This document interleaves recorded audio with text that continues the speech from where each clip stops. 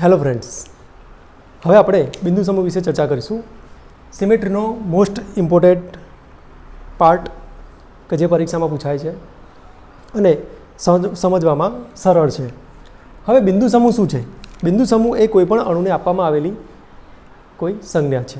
આ સંજ્ઞા ઉપરથી અણુમાં રહેલા સમમિતિ તત્વો વિશે ખ્યાલ આવે છે. તો હવે બિંદુ સમૂહ બે પદ્ધતિ વડે નક્કી થઈ શકે છે. પહેલી છે સોમફ્લાઇઝ પદ્ધતિ અને બીજી છે હર્મન મોંગુઇન પદ્ધતિ. હવે સોમફ્લાઇન પદ્ધતિ છે એ કેમિસ્ટ માટે ઉપયોગી છે, જે CN, સિગ્મા અને I ઉપર ડિપેન્ડેન્ટ છે. મતલબ આપણા માટે અગત્યની છે. આપણે આ જ પદ્ધતિનો ઉપયોગ કરીશું CN, સિગ્મા અને I ઉપરથી. બિંદુ સમૂહ કઈ રીતે શોધી શકાય? તો સૌથી પહેલાં કોઈપણ અણુ હોય એમાં રહેલા બધા જ તત્વો વિશે આપણને ખ્યાલ હોવો જોઈએ.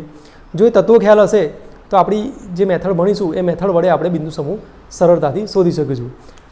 આપણે બિંદુ સમૂહને 3 પાર્ટમાં વહેંચેલા છે: પાર્ટ A, પાર્ટ B અને પાર્ટ C. પાર્ટ એની અંદર આપણે રેખીય અણુની વાત કરીશું. લિનિયર મોલેક્યુલ, જેટલા બી રેખીય અણુ છે એના માટે. હવે તેની અંદર જો અણુમાં સિગ્મા, H અને I હાજર છે તો તેનો બિંદુ સમૂહ થશે D ઇન્ફિનિટિવ H. ઉદાહરણ જોઈએ. સૌથી પહેલાં લઈએ ઓક્સિજન O2. ઓક્સિજનનો આકાર લિનિયર. હવે એની અંદર જો મુખ્ય ભ્રમણકક્ષ ક્યાં હશે? આપણે ભણી ગયા, બંને ઓક્સિજનમાંથી પસાર થતી. C infinitive. આ ધરી કેવી થશે? C infinitive. બિકોઝ તમે કોઈ પણ એંગલને રોટેશન કરશો, સમતુલ્ય રચના અથવા તો મૂળ બંધારણ પ્રાપ્ત થશે. સિગ્મા H ક્યાં હશે? સિગ્મા H અહીંયા હશે. હવે જો આ જે સમતલ જે ખરું એનો પ્રકાર સિગ્મા H શા માટે કીધું? કારણ કે મુખ્ય ભ્રમણકક્ષને કેવી છે? લંબ. એટલે આ કેવું છે? Sigma H. એટલે આનો બિંદુ સમૂહ કેવો થશે? D infinitive H. બીજું એક્ઝામ્પલ જોઈએ, N2. બરાબર. N2 ની અંદર પણ જો મુખ્ય ભ્રમણકક્ષ C ઇન્ફિનિટિવ અને અહીંયા શું હશે? સમતલ હશે. ઓકે, તો આનો બિંદુ સમૂહ પણ કેવો થશે? D infinitive H. આવા જેટલા પણ અણુઓ છે તેની અંદર બીજું એક્ઝામ્પલ લઈએ, CO2. આજે ખરું મુખ્ય ભ્રમણકક્ષ કાર્બન ડાયોક્સાઇડ, જેમાં મુખ્ય ભ્રમણકક્ષ C ઇન્ફિનિટિવ અને સમતલ કેવું થશે? અહીંયા કાર્બન સમાવતું. તો આ પણ બિંદુ સમૂહ શું થશે આનો? D infinitive H. હવે જો સિગ્મા H કે I હાજર નથી તો શું કરવાનું? સિગ્મા H કે I નથી તો તેવા પરમાણુ જોઈએ. દાખલા તરીકે HCl, હાઇડ્રોક્લોરિક એસિડ. બરાબર. આની અંદર મુખ્ય ભ્રમણકક્ષ ક્યાં હશે? અણુ રેખીય છે માટે અહીંયા હશે C ઇન્ફિનિટિવ. હવે જો સિગ્મા H હાજર નથી, સિગ્મા V હશે. સિગ્મા V ક્યાં હશે? અણુ પોતે. તો આનો બિંદુ સમૂહ થશે C ઇન્ફિનિટિવ V. બીજું કોઈ એક્ઝામ્પલ? HBr, HI વગેરે વગેરે લઈ શકાય. આ પ્રકારનું એક્ઝામ્પલ પણ લઈ શકાય, જેની અંદર મુખ્ય ભ્રમણકક્ષ ક્યાં હશે? C infinitive.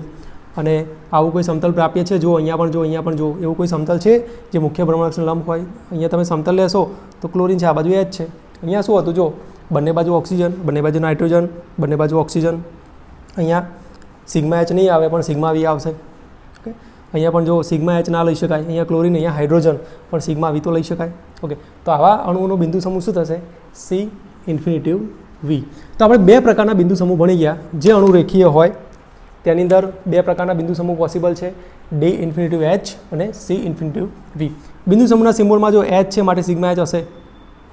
બિંદુ સમૂહના સિમ્બોલની અંદર V છે માટે વર્ટિકલ પ્લેન એટલે કે વર્ટિકલ પ્લેન સિગ્મા V હશે જ. ઠીક છે. તો આ છે બિંદુ સમૂહમાં પાર્ટ A, જેની અંદર અણુના બિંદુ સમૂહ વિશે માહિતી મેળવી. Part B. અહીં C2 કરતાં ઊંચા ક્રમવાળી એકથી વધુ ભ્રમણકક્ષો હોય તેવા અણુઓ લઈએ. અહીંયા આપણે બે પ્રકારના અણુની વાત કરીશું, જેમાં C3 અક્ષ હોય અને એકની અંદર C4 અક્ષ હોય. અહીં 4 C3 હશે, તેનો બિંદુ સમૂહ થશે TD.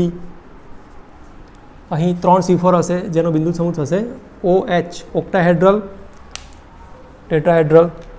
હવે આનું સરસ એક્ઝામ્પલ છે મિથેન CH4, જેની અંદર તમે જોઈ શકો છો એનો આકાર આ રીતે ડ્રો કરી શકાય.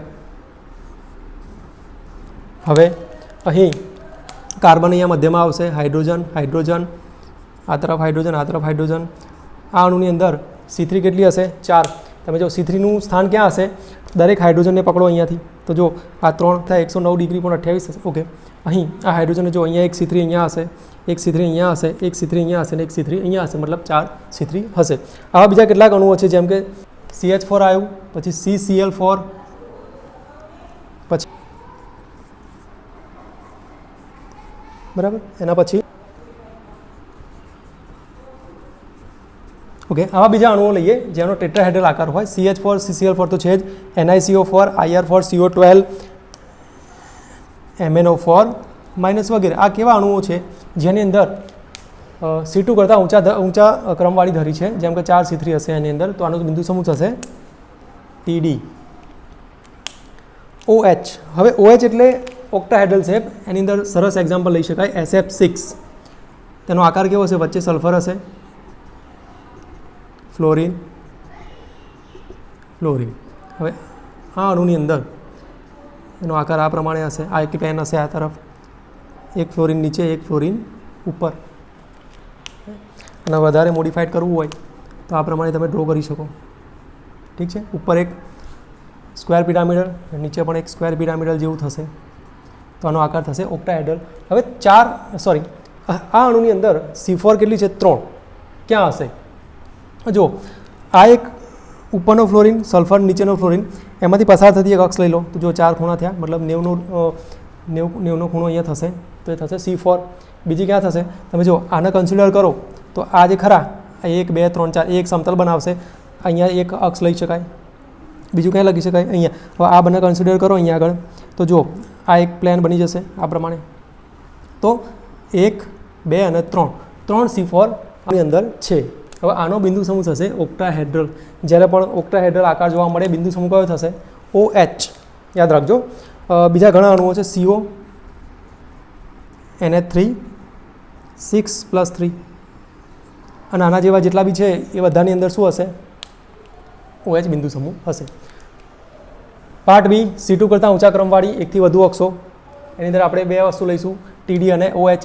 જો 4 C3 હોય તો TD અને 3 C4 હોય તો OH. તો આ પ્રમાણે તમે અણુનો આકાર ખ્યાલ હોય, ટેટ્રાહેડ્રલ હોય તો બિંદુ સમૂહ TD થશે, ઓક્ટાહેડ્રલ આકાર હોય તો અણુનો બિંદુ સમૂહ થશે OH. તો આ પ્રમાણે તમે પરીક્ષાની અંદર ખાલી જોઈને તમે કહી શકશો આનો બિંદુ સમૂહ કયો છે. બધા સમમિતિ તત્વો જાણવાની જરૂર રહેતી નથી, એકદમ ઇઝી છે. પાર્ટ 1ની અંદર રેખીય અણુ જોઈ ગયા, જેમાં D∞H અને C∞V. બીજો પ્રકાર છે જેની અંદર TD અને OH.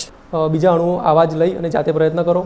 જૂના પેપર્સ જુઓ, એની અંદર પણ આ પ્રમાણે તમને જોવા મળશે જ.